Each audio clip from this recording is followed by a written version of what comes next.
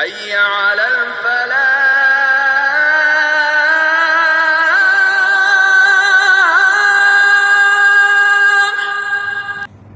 இஸ்லாம் ஒரு அறிவின் மார்க்கம்.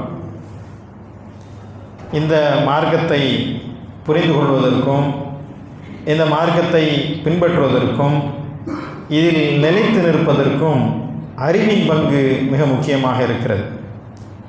இஸ்லாம் எதையுமே வெற்று தத்துவமாக, வெற்று உபதேசங்களாக சொல்லவில்லை.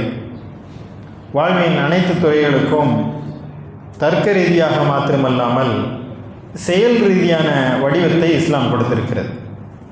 எனவே தான் இஸ்லாத்தை அறிவின் மார்க்கம் என்று நாம் சொல்கின்றோம். இஸ்லாத்தை புரிந்து கொள்வதற்கு நீங்கள் மார்க்க அறிஞர்களாக, பண்டிதர்களாக இருக்க வேண்டும் என்பதல்ல, ஆனால் குறைந்தபட்ச அறிவு வேண்டும்.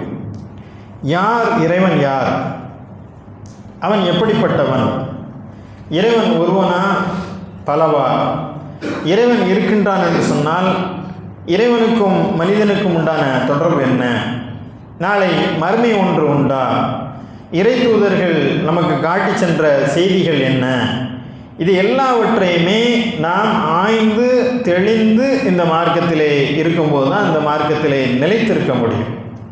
எனவே தான் திருமறை நீங்கள் எண்ணி பார்த்தீர்களா, சிந்தித்து பார்க்க மாட்டீர்களா, ஆராய்ந்து பார்க்க மாட்டீர்களா என்றெல்லாம் வினாவை மீண்டும் மீண்டும் எழுப்புகிறது. கல்வி அறிவில்லாத, நாகரிகத்தின் வெளிச்சம் படாத அந்த அரபு தேசத்தில் இஸ்லாம் அறிவின் மார்க்கமாக வெளிப்பட்டது, சிந்தனையின் மார்க்கமாக இஸ்லாம் வியாபித்தது. எனவே இந்த மார்க்கத்தை நாம் ஏதோ கண்மூடித்தனமான சில சடங்கு சம்பிரதாயங்களால் மட்டுமே இந்த மார்க்கத்தில் நாம் நீடித்திருக்க முடியாது. இறைவனை குறித்த அறிவு, அவர்கள் எப்படிப்பட்டவர்கள் என்று சொன்னால் வானங்களையும் பூமியையும் குறித்து அவர்கள் சிந்திப்பார்கள். எப்படி இந்த வானம் படைக்கப்பட்டிருக்கிறது, எப்படி இந்த பூமி விரிக்கப்பட்டிருக்கிறது, ஒட்டகம் எப்படி படைக்கப்பட்டிருக்கிறது, இரவு பகல் மாறி மாறி வருகிறது எப்படி என்பதையெல்லாம் அவர்கள் சிந்திப்பார்கள். அப்படி அவர்கள் சிந்திக்கும் போது அவர்கள் சொல்லுவார்கள், அவர்கள் நிற்கின்ற நிலையிலும், உட்கார்ந்த நிலையிலும், படுத்திருக்கும் நிலையிலும், எல்லா நிலைகளிலும் யா அல்லாஹ் இதை யாவற்றையும் நீ வீணாக படைக்கவில்லை என்ற அந்த ஸ்டேட்மெண்ட் எப்போ கொடுப்பாங்க? சிந்திக்கும் போது தான். கண்மூடித்தனமான ஒரு ஈமான் என்பது இஸ்லாத்தில் இல்லை. நீங்கள் அப்படியே ஆராயாமல், என்னவென்று தெரியாமல் நீங்கள் இந்த மார்க்கத்திற்கு வந்து விடுங்கள் என்று சொல்லவில்லை.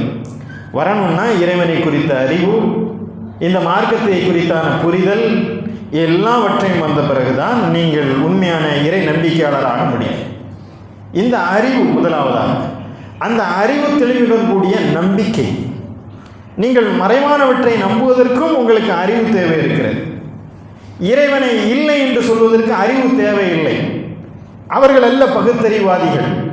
எப்படி பகுத்தறிவாதிகள் என்று சொன்னால் என்ன நினைக்கணும்? இறைவனை இல்லை என்று சொல்லக்கூடியவர்கள் கடவுளை மறுக்கக்கூடியவன் நல்ல பகுத்தறிவாளர்.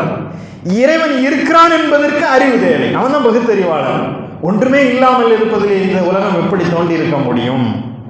இறைவன் இருக்கின்றான் என்றால் அவனுடைய தன்மைகள் என்ன, இதெல்லாம் ஆய்ந்து தெளிந்து சிந்தித்து வரக்கூடியவருக்கு பேர் தான் பகுத்தறிவாதியாக இருக்க முடியும். எனவே இஸ்லாம் பகுத்தறிவின் மார்க்கமாக இருக்கிறது. அப்போ முதலில் இதை சிந்தித்து அதை கொண்டு நான் ஈமான் கொள்கிறேன், நம்பிக்கை கொள்கிறேன். மறைவானவற்றின் மீது ஒரு நம்பிக்கை. இரண்டாவது நம்பிக்கை, நாம் மறுமையை பார்த்ததில்லை, இறைவனை பார்த்ததில்லை, வானவர்களை பார்த்ததில்லை, ஆனால் அவற்றின் மீதெல்லாம் நாம் உறுதியான நம்பிக்கை கொள்கிறோம் என்று சொன்னால் இது கண்மூடித்தனமான நம்பிக்கை அல்ல. அதையும் அறிவு ரீதியாக, தர்க்க ரீதியாக ஏற்று நீங்கள் ஈமான் கொள்ள வேண்டும் என்று சொல்கிறது. அப்போ இஸ்லாத்தில் ஒருவன் இருக்க வேண்டும் என்று சொன்னால் அவனுக்கு அறிவு தேவை, அந்த அறிவுடன் சேர்ந்த நம்பிக்கை தேவை. அப்போ முதலாவது தேவை அறிவு, இரண்டாவது தேவை நம்பிக்கை. இந்த இரண்டும் இருந்தால்தான் ஒருவன் உண்மையான முஸ்லீமாக இருக்க முடியும். அந்த நம்பிக்கைக்கு பிறகு அவன் எப்போது ஈமான் கொள்கிறானோ, அமிலு சாலிஹா, மூன்றாவது அவனுக்கு கொடுக்கப்படுகிறது நல்லறங்களை செயல்படுத்த வேண்டும். நீ நம்பினால் மட்டும் போதாது, எதை நீங்கள் ஆய்ந்து சிந்தித்து தேர்ந்தெடுத்து இதுதான் சத்தியம் என்று நீ ஏற்றுக்கொள்கிறாயோ அந்த வழியை நீ நம்பிக்கை கொள்வதுடன் மாத்திரமல்லாமல் அதை நடைமுறைப்படுத்தி காட்ட வேண்டும். இதுதான் இஸ்லாத்தினுடைய மிக முக்கியமான செயல் வடிவத்திற்கு உண்டான பகுதிகள். இப்படி அறிவின் மார்க்கமாக இஸ்லாம் திகழ்ந்தாலும் கூட முஸ்லிம்கள் இன்றைக்கு எப்படி இருக்கின்றார்கள்? கல்வி அறிவிலும் பொது அறிவிலும் அவர்களுடைய நிலைப்பாடு என்ன என்று சொன்னால், இஸ்லாம் கல்விக்கு மிக முக்கியத்துவம் கொடுத்திருக்கிறது என்று நாம் நிறைய நிகழ்ச்சிகளில், நிறைய பயான்களில், நிறைய ஜும்மாவெல்லாம் பேசி முடிச்சாச்சு. இஸ்லாம் கல்விக்கு வழங்கியதைப் போலவே வாசிப்புக்கு எப்படி முக்கியத்துவம் கொடுத்திருக்கிறது, இலக்கியத்துக்கு எப்படி முக்கியத்துவம் தந்திருக்கிறது, கவிதைக்கு எப்படி முக்கியத்துவம் தந்திருக்கிறது, கலைக்கு எப்படி முக்கியத்துவம் தந்திருக்கிறது என்பதை குறித்தெல்லாம் நாம் விரிவாக பேசிவிட்டோம். நாம் இப்போது பேசப் போகிற இந்த பகுதி என்னவென்று சொன்னால், இஸ்லாம் அறிவின் மார்க்கமாக இருந்தும் கல்விக்கு எவ்வளவு முக்கியத்துவம் கொடுத்திருந்தோம், கலை இலக்கியத்திற்கு அத்தனை முக்கியத்துவம் கொடுத்திருந்தோம், முஸ்லிம்கள் கல்வியிலும் இலக்கிய கலை அறிவியல் பங்களிப்பிலும் மிகவும் பின்தங்கி இருப்பதற்கான காரணங்கள் என்ன? இது உண்மையிலேயே நாம் மிக தீவிரமாக யோசிக்க வேண்டிய ஒரு பகுதி. இன்றைக்கு நாம் ஆங்கிலேயர்களை எதிர்த்து இந்திய விடுதலைக்காக ஆங்கிலேயர்களை புறக்கணிப்பு இயக்கம், ஒத்துழையாமை இயக்கம் என்ற அடிப்படையிலே நாம் அந்நிய பொருளை வாங்க மாட்டோம், அவர்களின் மொழியான ஆங்கிலத்தை கற்க மாட்டோம் என்று சொல்லி நாம் அதிலிருந்து விலகி இருந்தோம். அதெல்லாம் உண்மைதான். இப்போ அந்த அறிவு தெளிவு வந்த பிறகு இன்றைய காலத்தில் கல்வி இல்லாமல் முன்னேற முடியாது என்ற காலத்தில் நாம் அதிகமாக கல்விக்காக இன்றைக்கு முக்கியத்துவம் கொடுக்கின்றோம். பெண்களும் கல்வியிலே அதிகமாக இன்றைக்கு பெரிய இடத்தை அடைந்திருக்கிறார்கள். இது காலமாற்றம். இதே போல இலக்கியத்தில் எங்கே கோட்டை விட்டோம் என்று சொன்னால், ஹராம் என்று சொல்லி நாம் வானொலி கேட்பது ஹராம், தொலைக்காட்சி பார்ப்பது ஹராம், இந்த உருவப்படங்களை வச்சு பத்திரிகையில் நடத்துவது ஹராம் என்று சொல்லி நாம் என்ன செய்தோம்? எல்லாத்தையும் புறக்கணித்தோம். ஆனால் இன்றைக்கு காலம் மாறின பிறகு அதோடைய தேவைகளை நாம் புரிந்து கொண்டோம். இஸ்லாம் ஒரு வசத்தியாக கோட்பாட்டை கொண்டிருக்கிறது. மிக முக்கியமாக நீங்கள் கவனிக்க வேண்டும், இஸ்லாம் என்பது ஒரு நடுநிலை மார்க்கம். நாம் எல்லாம் உம்மத்தன் வசத்தன். ஒன்றை இஸ்லாம் முழுமுற்றாக நீக்கிவிடவோ ஒன்றை முழுமுற்றாக ஏற்றுக்கொள்வதோ இல்லை. இஸ்லாம் ஒன்றுக்கு சரியான நடுநிலையான ஒரு பாதையை தேர்ந்தெடுக்கும். கவிதை ஹலாலா ஹராமா என்று சொன்னால் இஸ்லாம் ஹலால் ஹராம் என்ற பட்டியல் வராது. எந்த கவிதைனா ஹலால், எதுவெல்லாம் ஹராம், அல்லாஹ்விற்கு இணை வைக்கக்கூடிய, மற்ற சமுதாயத்தை இழிவுபடுத்தக்கூடிய, தனிநபரை துதிக்கக்கூடிய, சமூகங்களுக்குள்ள கலவரத்தை ஏற்படுத்தக்கூடிய இந்த மாதிரியான கவிதைகளும் இலக்கியமும் படைப்புகளும் இஸ்லாம் கண்டிக்கிறது. இது இலக்கியமே அல்ல, குப்பைகள் என்று சொல்லி. அதே நேரத்தில் இறைவனை ஏற்றுக்கொள்வதற்கு, இறைவனை குறித்து, இந்த இறைமார்க்கத்தை குறித்து, இறைவனின் ஆற்றலை குறித்து, இந்த மனிதாபிமானத்தை குறித்து, மக்கள் சேவை குறித்து, சமய நல்லிணக்கத்தை குறித்து படைக்கக்கூடிய படைப்புகளையும் வரலாறுகளையும் இஸ்லாம் மிகப்பெரிய அளவில் கொண்டாடுகிறது. எனவே நாம் முழுமுற்றாக அந்த நிலையிலிருந்து கவிதையே ஹராம், இலக்கியமே கூடாது, கலையே கூடாது என்ற நிலையில் நாம் வந்துவிடக்கூடாது. அதனால தான் ஒரு காலத்தில் இஸ்லாமிய சிற்றிதழ்களை நடத்துவது தவறு என்று சொன்ன காலத்திலிருந்து இன்றைக்கி இஸ்லாமிய பத்திரிகைகளை நடத்தக்கூடிய ஒரு இடத்துக்கு வந்திருக்கிறோம். தொலைக்காட்சியில் நாம் நிகழ்ச்சிகள்லாம் நடத்தக்கூடாது என்று கேபிள்களெல்லாம் அறுத்தெறிந்த ஒரு காலம் போய் அப்புறம் தொலைக்காட்சியில் இஸ்லாமிய நிகழ்ச்சியில் நடத்த ஆரம்பித்தோம். இன்றைக்கி ஜும்மா பயான்களே தொலைக்காட்சிகளையும் யூடியூப் சேனல்லையும் வரக்கூடிய ஒரு காலத்தில் வந்துடுச்சு. கால மாற்றங்கள். இன்றைக்கி புனித ஹரம் ஷரீஃபில் இருக்கட்டும், நீங்கள் வெளிநாடுகளுக்கு போனால் எல்லா பள்ளிகளிலையும் மிக பிரம்மாண்டமான கேமராக்களை வைத்து பதிவு செய்கின்றார்கள். இது கால மாற்றம். இதை நியாயப்படுத்துவதல்ல, ஆனால் இந்த அறிவையும் இந்த கலையையும் எப்படி பயன்படுத்துவது என்பதற்கான ஒரு வழிகள். அதே போலத்தான் இன்றைக்கு இந்த நவீனங்களை நாம் பயன்படுத்தி அதன் மூலமாக வெகு வேகமாக நாம் பணிகளை செய்ய வேண்டியிருக்கிறது. ஊடக உலகம். இந்த ஊடகத்தை தவிர்த்து விட்டு நம்மால் இயங்க முடியாது. இன்றைக்கு ஊடகம்தான் அத்தனையும் கட்டமைக்கிறது. பாலஸ்தீனத்திலே என்ன நடக்கிறது என்பதை சொல்லக்கூடியதும் ஊடகம்தான், மறைக்கக்கூடியதும் ஊடகம்தான், ஒன்றுக்கு பதிலாக பிழையான செய்தியை தருவதும் ஊடகம்தான். அங்கே இருக்கிற செய்திகள் நாம் எப்படி இன்றைக்கு எடுத்துக்கொள்ள முடியும்? ஊடகம் ஹராம், நாங்கள் அதில் வரமாட்டோம் என்று சொல்லி இன்றைக்கு அல் ஜசீரா என்று சொல்லக்கூடிய ஒரு சேனல் இல்லை என்று சொன்னால் இன்றைக்கு பலஸ்தீனத்தில் நடக்கக்கூடிய செய்திகளை நம்மால் அறிந்து கொள்ள முடியாது. அப்போ என்னென்னா, அந்த யூத சியோனிச கும்பல்கள் தருகின்ற அந்த செய்திகளை, பொய் செய்திகளை இங்குள்ள ஊடகங்கள்லாம் தெரியும். இங்கிருந்து பக்கத்தில் இருந்து மணிப்பூருக்கு போகாதவரெல்லாம் இஸ்ரேலிலே நின்று நேரடி ஒளிபரப்பு என்று பொய் செய்திகளை தொடர்ந்து தந்திருந்தார்கள். எனவே இந்த ஊடகம் யாருடைய கையில் இருக்கிறது, யாருடைய கட்டுப்பாட்டில் இருக்கிறது என்று சொன்னால் பெரும் முதலாளிகளுடைய கட்டுப்பாட்டிலே இருக்கிறது. இன்னும் சொல்வதானால் நாசிஸ்டுகள் கையிலும் பாசிஸ்ட் கையிலையும் நஸ்ரானிகள் யகூதிகளுடைய கையிலும் இன்றைக்கு முழுமையாக இந்த ஊடகம் இருக்கிறது. அவர்கள் ஊடகத்தை விலை கொடுத்து வாங்கிவிட்டார்கள். அவர்கள் தருகின்ற இந்த செய்தியை தான் இன்றைக்கு நாம் நம்ப வேண்டியிருக்கிறது. அது பெரிய அளவிலே மக்களை சென்று சேர்ந்து கொண்டிருக்கிறது.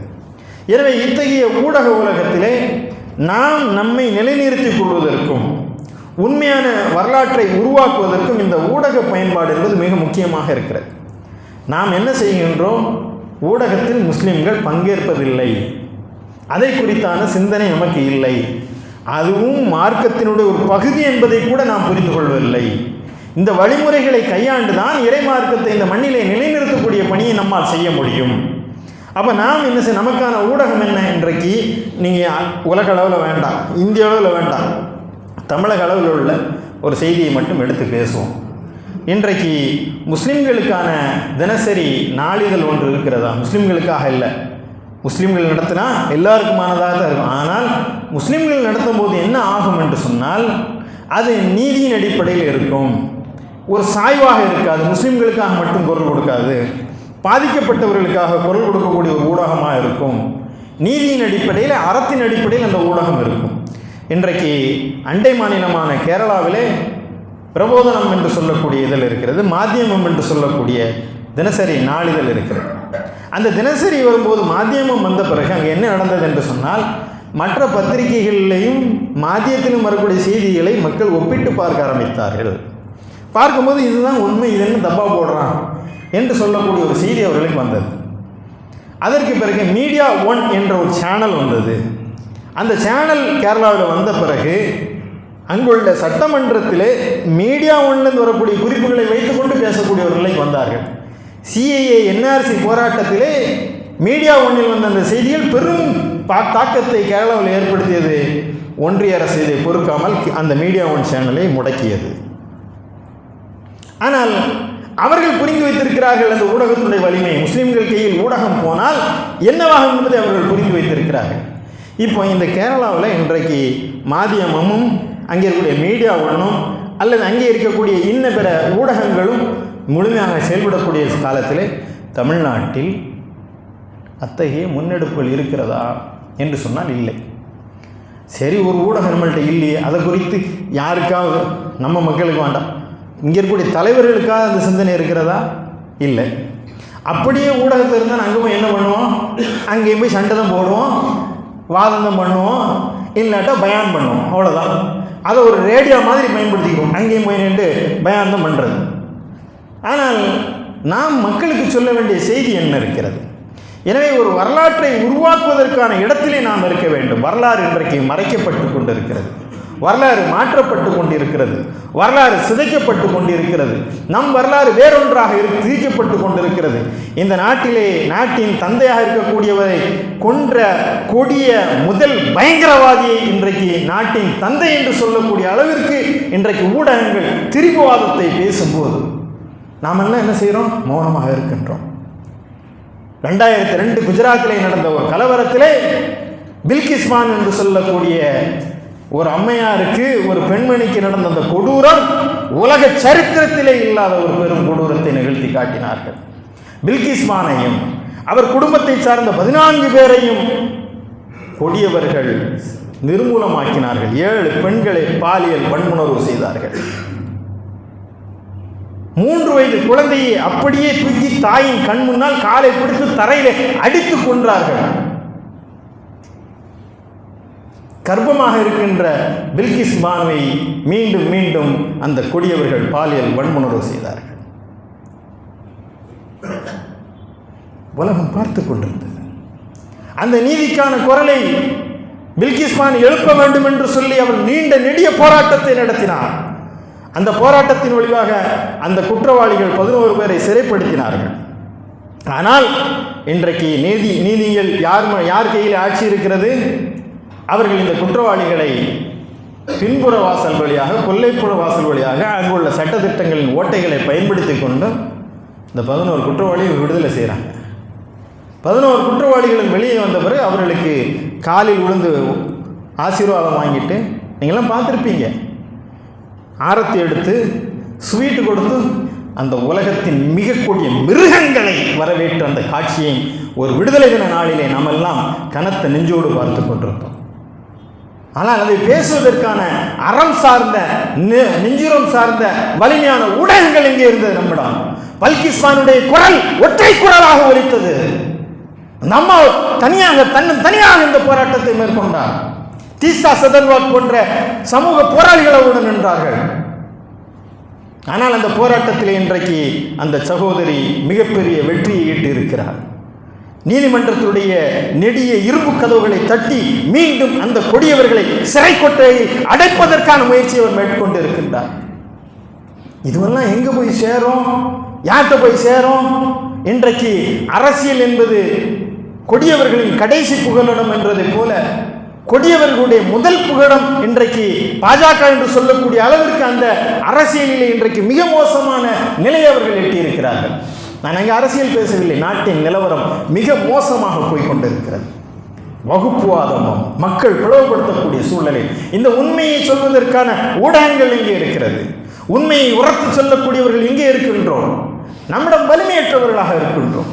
அவர்கள் ராட்சசர்களை போன்றிருக்கிறார்கள். அவர்கள் முன்னால் சின்னஞ்சிற கொசுவை போல நாம் இருக்கின்றோம். என்ன இந்த சமுதாயத்தில் இல்லை? ஒரு பத்திரிகை நடத்துவதற்கான ஒரு வலிமை இல்லையா? எத்தனை மினராக்களை கட்டுகிறோம், எத்தனை பள்ளிவாசல்களை உருவாக்குகிறோம், எத்தனை ஆடம்பர திருமணங்களை நடத்துகிறோம். ஒரு மீடியா நடத்துறதுக்கு உண்டான ஒரு திறன் நம்ம தமிழகத்தில் இல்லைன்னா இல்லை, சாத்தியம் இல்லை. ரொம்ப வேண்டாம், பத்திரிகை நடத்துறது வேண்டாங்க. நமக்கென்று நம்மை குறித்து பேசுவதற்கு ஒரு நாளிதழ் இருக்கா? இல்லைன்னு சொன்னோம். ஒரு பத்திரிகை, சிறு பத்திரிகை, ஒரு மாத பத்திரிகை, ஒரு வார பத்திரிகை. என்ன செஞ்சோம்? மறுமலர்ச்சின்னு ஒரு பத்திரிகை வந்தது. நான் சொல்லக்கூடிய வார்த்தைகள் கடினமாக இருக்கலாம், மன்னித்துக் கொள்ளுங்கள். அந்த பத்திரிகையை நாம் எல்லாம் சேர்ந்து கொலை செய்தோம். எத்தனை பத்திரிகைகள் வந்தது? மரிச்சுடர் இன்றைக்கு மணிச்சுடர் நாளிதழாக வருகிறது. ஆனால் அது எந்த அளவு பலகீனமாக வருகிறது என்பதெல்லாம் நாம் பார்த்துருக்கோம். ஒரு மறுமலர்ச்சியை வரவிடாமல் பண்ணோம், ஒரு சிந்தனை சிரத்தை வரவிடாமல் பண்ணோம். இன்றைக்கு ஒரு நர்கீஸ் பத்திரிகை இழுத்து மூடினாங்க. எத்தனை பத்திரிகைகள்? ஒரு இன்றைக்கு கடைசியாக வந்து சமநிலை சமுதாயம் பத்திரிகை இன்றைக்கி இழுத்து மூடணும். வந்துட்டு எல்லா பத்திரிகையும் இழுத்து மூட செஞ்சோம். ஏன்னா பத்திரிகை நடத்துகிறவங்கள பள்ளிவாசல் பிச்சைக்கார மாதிரி நிற்க விடுவோம். வந்து சந்தாக்கு வசூல் பண்ணிட்டு நிற்போம். நாம சந்தா போடுங்க, ஹதியாம் போட்டு வச்சிருந்தோம். ஊடகத்தினுடைய வலிமை தெரியாத ஒரு சமுதாயம். உங்களுக்காக பேசக்கூடிய சின்ன சின்ன குரல் வலையை நசுக்கியவர்கள் நீங்கள். என்னங்க காசு இல்லை, சந்தா கொடுக்குறதுக்கு ஹதியா கொடுங்கன்ட்டு போய் பிச்சைக்கார மாதிரி பள்ளிவாசலில் நிற்க வைப்போம். பள்ளிவாசல் வெளியே நிற்க வைப்போம். சந்தா கொடுங்கன்னு கேட்க வேண்டியிருக்கு. வட மாநிலத்தில் ஒரு வீட்டை குப்பை கூட்டுகின்ற ஒரு பெண்மணி அந்த பகுதியில் உள்ள ஒரு பத்திரிகையை வாங்கி படிக்கிறாங்க, வாங்கி வச்சுருக்காங்க, வீடு கூட்டக்கூடிய. அப்போ அங்கே போன ஒரு நண்பர் பார்க்குறாரு, என்னம்மா நீ வந்து ரொம்ப சம்பளம் கம்மி, நீனே கூட்டி பெருக்கக்கூடிய ஒரு கூலி தொழிலாளியாக தான் இருக்க, உனக்கு சம்பளம் கம்மி, நீ இந்த பத்திரிகையை வாங்குறிய, நீ வாங்கி படிப்பியாங்க. அந்த அம்மா சொல்லிச்சு, இன்னும் நான் படிக்க மாட்டேன், எனக்கு படிக்க தெரியாது. படிக்க தெரியாதா? அப்போ படிக்க தெரியாது, கொஞ்சம் சம்பளத்திற்கு இந்த பத்திரிக்கை ஏமா வாங்கினேன், யாருக்கையும் கொடுப்பியா? இல்லை, யாருக்கும் கொடுக்கவும் மாட்டேன். என்னம்மா இது, பத்திரிக்கை நீ வாங்குகிற காசு கொடுத்தோ, நீனும் படிக்க மாட்டேங்கிற, யாருக்கும் படிக்கவும் கொடுக்க மாட்டேங்கிற. அம்மா சொல்லிச்சுக்கா, நாங்கள் பட்டியலினத்து சகோதரர்கள், எங்களை குறித்து ஊடகத்தில் பேசுவதற்கு யாருமே இல்லை. ஆனால் இது நாங்கள் சார்ந்த பத்திரிகை, இந்த பத்திரிகையை விலை கொடுத்து வாங்குவதற்கு ஆள் இல்லைன்னா அந்த பத்திரிகை நின்று போகும்னு சொன்னாங்க. இந்த பத்திரிகை நின்று போச்சுன்னா எங்கள் குரல் வெளிவராமல் போயிடும், இந்த பத்திரிகை நிற்கக்கூடாதுங்கிறதுக்காக நான் காசு வாங்கி கேட்டுட்டு சொன்னேன்.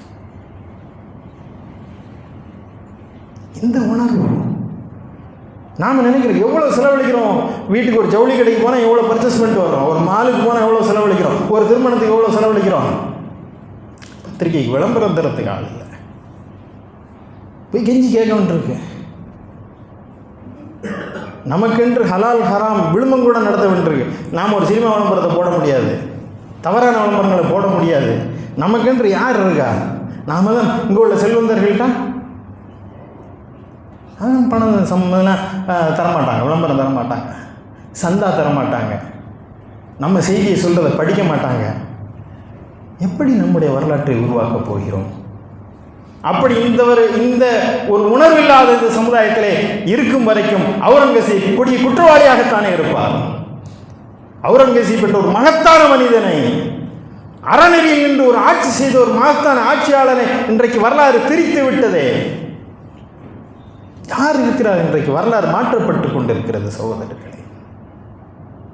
இந்த பத்திரிகையை நாம் வாழ விடாமல் செய்கின்றோம். ஒரு நாளைக்கு ₹1 ₹1.5 அதிகபட்சம் சந்தா ₹400 ₹450 வரும், அவ்வளோதான். இல்லை என்கிட்ட காசு இல்லை. சாப்பிட்றது காசு இருக்கா? நாம் உணவு உட்கொள்கிறோம், வயிற்றுக்கு தீனி போடுகிறோம், அறிவை பட்டினி போடுகிறோம். இது துரோகம் இல்லையா? உடலுக்கு ஆடை அணிவிக்கின்றோம், அறிவை நிர்வாணமாக்குகிறோம்.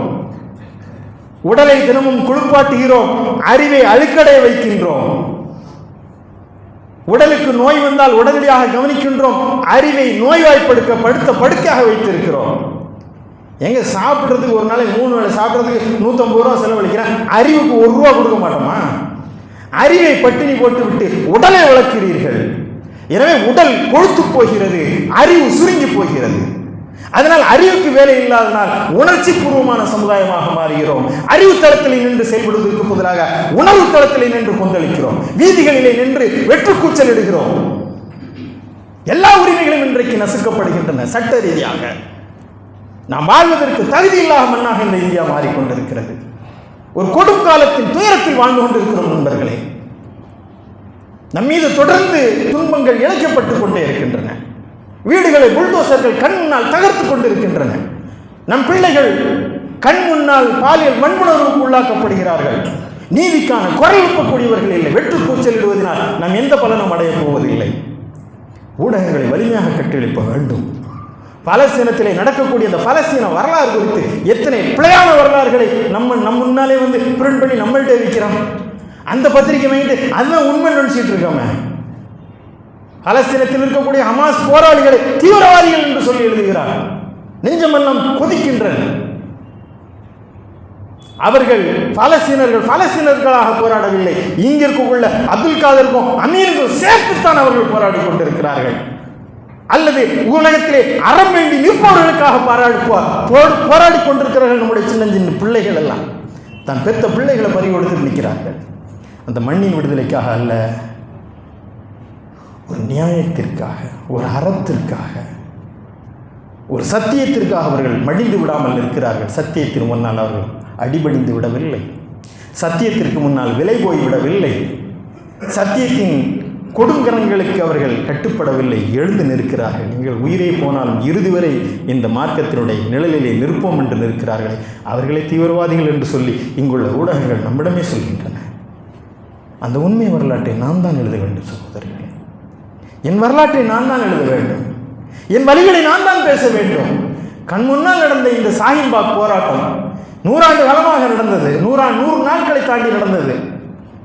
என்ன ஆவணப்படுத்தியிருக்கோம்? ஒரு டாக்குமெண்ட் பண்ணியிருக்கோமா? ஒரே ஒரு நாவல் வெளிவந்திருக்குமா? ஐஎஃப்டியில் ஒரே ஒரு குறுநாவல் எழுதியிருந்தோம், அவ்வளோதான். நாவல்களாக, கதைகளாக, கலைகளாக இன்றைக்கு வெளிவரவில்லை.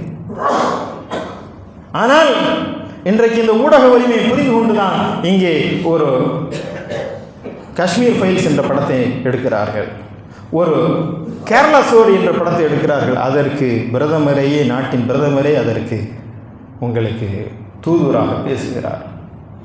மாநிலங்களில் விடுமுறையுடன் அந்த சினிமாவை பார்ப்பதற்கு அவர்கள் விடுமுறை விடுகிறார்கள் என்று சொன்னால் ஊடகத்தின் வலிமையை புரிந்து வைத்திருக்கிறார்கள். ஒரு திப்பு சுல்தானுடைய பிறந்த நாளை கொண்டாடுவதற்கு கூட வழி இல்லாத ஒரு மண். இந்திய விடுதலைக்கு போராடிய அத்தனை பேரையும் மறக்கடித்த ஒரு மண்ணில் இருந்து வாழ்ந்து கொண்டிருக்கின்றோம்.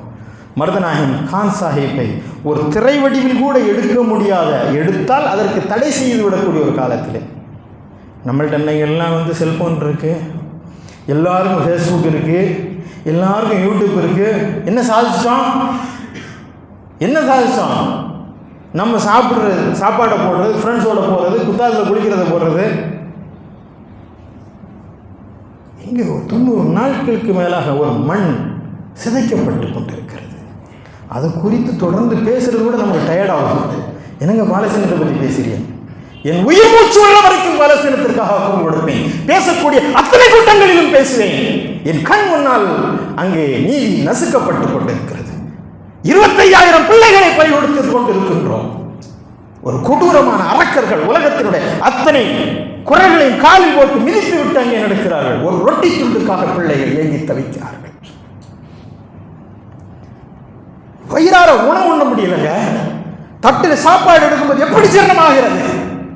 வெறும் துவா, வெறும் துவா. அந்த துவாவினால நாம நிம்மதி அடைகிறோம்.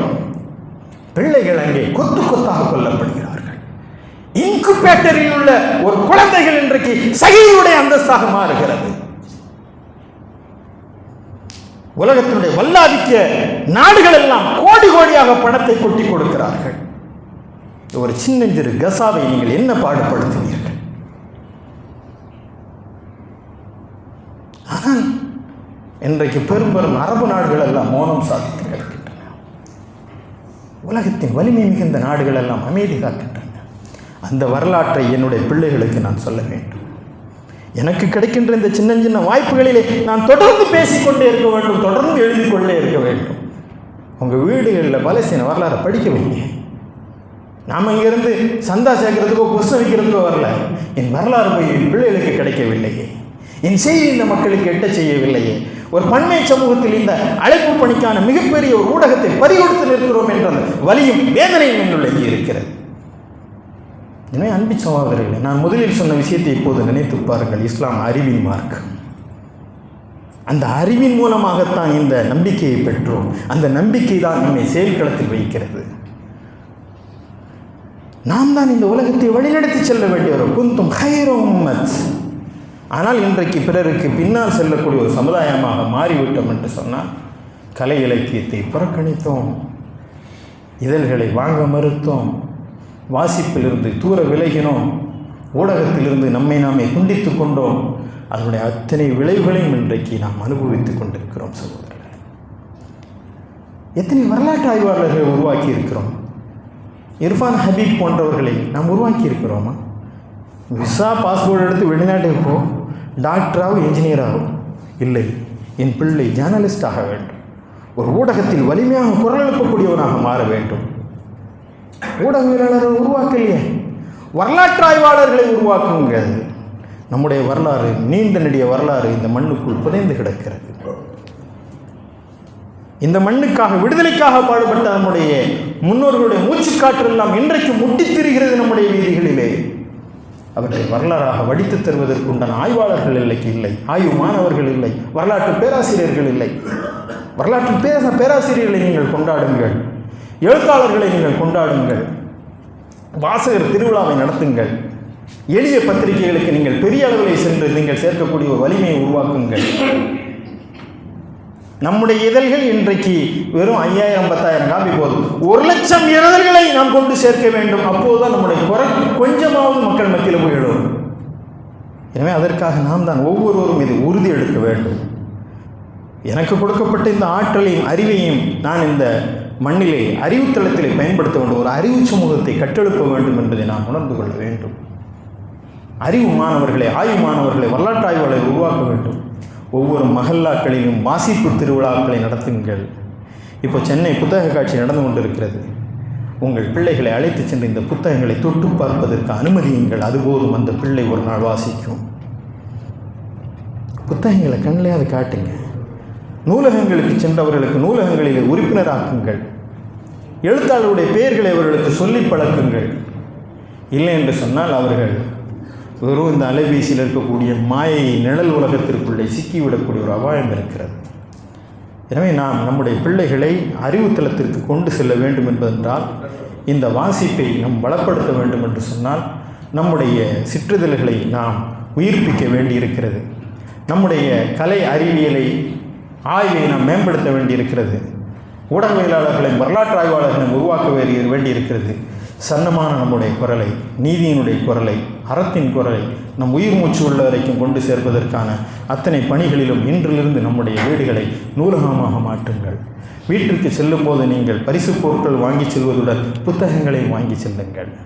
உங்கள் பிள்ளைகளை அறிவின் பிள்ளைகளாக, ஆற்றொழுக்கம் மிக்க அறிவு சிறந்தவர்களாக நீங்கள் உருவாக்குங்கள். அத்தகைய அறிவின் மார்க்கம் இஸ்லாம் என்பதை அவர்களுக்கு நாம் எடுத்து வேண்டிய ஒரு காலத்தில் இருக்கிறோம். வல்ல ரஹ்மான் அத்தகைய இந்த ஒரு அருட்பேரை நமக்கு அறிவின் வெளிச்சத்தை விசாலமாக்கி தருவானாக.